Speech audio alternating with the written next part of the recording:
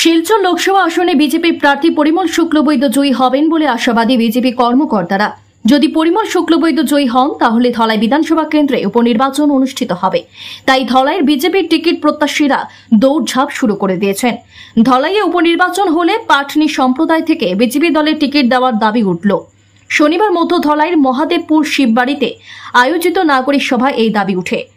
পাটনি সম্প্রদায়, নমশূদ্র সম্প্রদায়, মণিপুরী সম্প্রদায় ও হিন্দিভাষী সম্প্রদায়ের বিশিষ্টজনেরা এই দাবি তুলে এলাকার বিশিষ্ট ব্যক্তিত্ব সঞ্জন কুমার পুরকায়স্থকে বিজেপি দলে প্রার্থিত্ব দেওয়ার জোরালো দাবি জানান।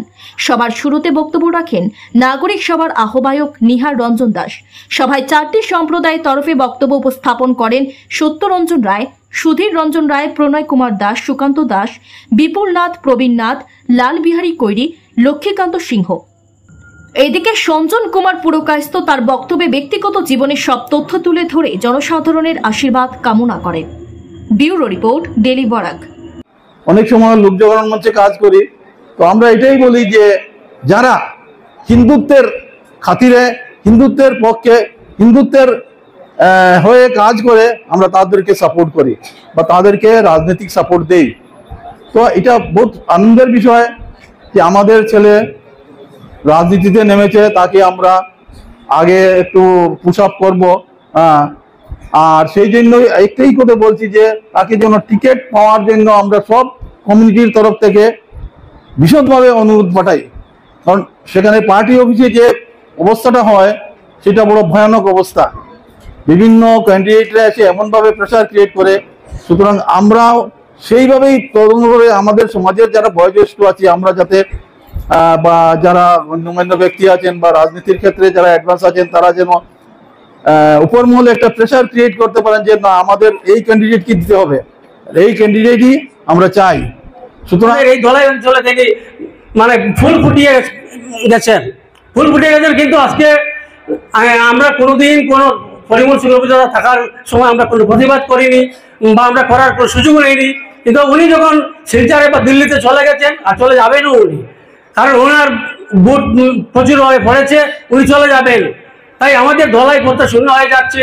এই শূন্য পথে আমরা খাবার কিভাবে করতে হয়, আমাদের ভালো একজন মানুষ দিয়ে, যাতে পরিমলদার মতো মানুষ হয়, এরকম মানুষ দিয়ে আমরা এই শূন্য স্থানটি আমরা পূর্ণ করব।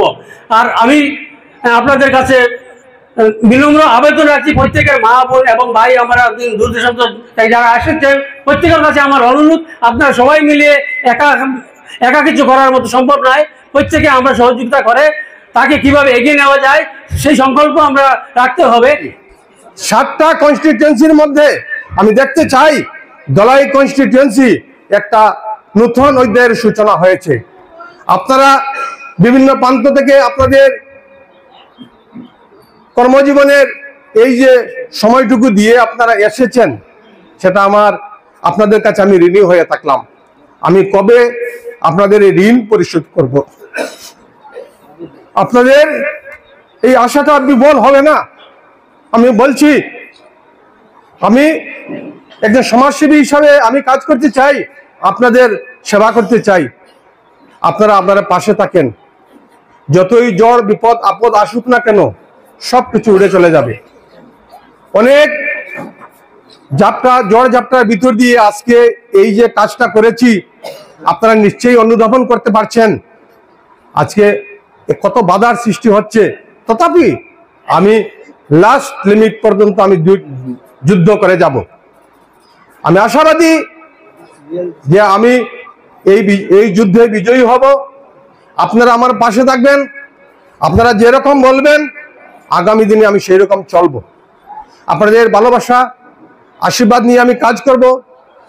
এই ভারতকে 2047 সালের ভিতরে একটা বিকশিত রাষ্ট্র হিসেবে দেখতে হবে।